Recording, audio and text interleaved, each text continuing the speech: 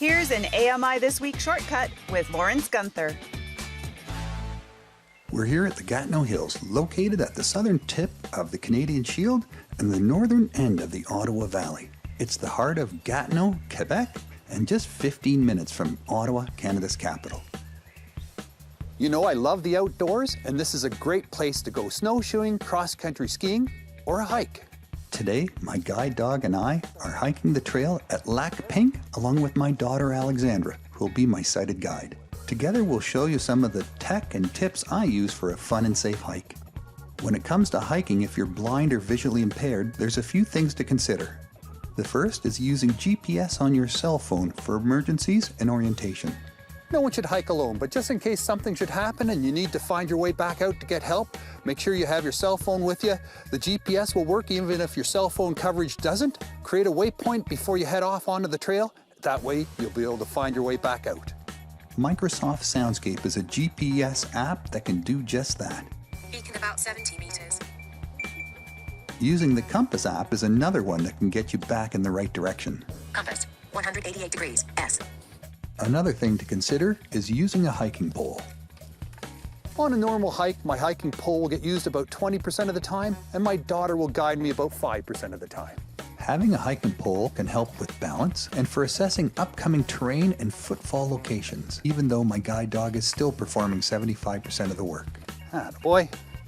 Sighted guide technique will be used when we're going up and down steep sections of the trail or when the trail gets too narrow to use my guide dog.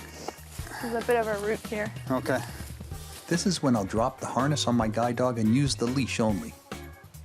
Then both my sighted guide and myself will grab opposite ends of the hiking pole and I'll walk directly behind her. Yeah, it's perfect.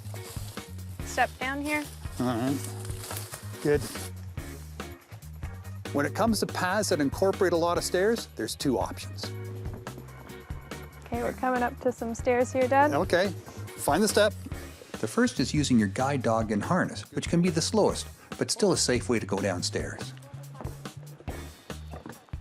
The second is using the hiking pole in combination with the dog in the harness to find the top of the stairs, which goes faster, but I still need to respect the dog's training and stop at the top of each set of stairs. Good boy. Forward.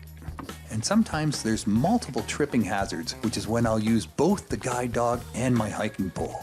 There's a step here, Dad. Big step, okay. And a boulder coming up. Okay. Lots of rocks? Yep, careful. All right. Good job. Good boy. Yeah, sometimes having the stick and the dog is the perfect combination. Good boy.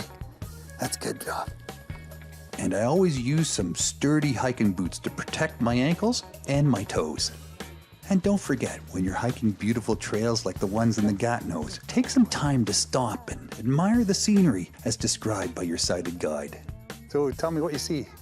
Well, on the left side, that's where it really rises up. There's lots of kind of a rocky face there, and that's where all the, it goes up quite high, the hike, where we go, and there's more stairs and lookouts. Oh yeah, lots of stairs, right? Yeah, oh, yeah. Good.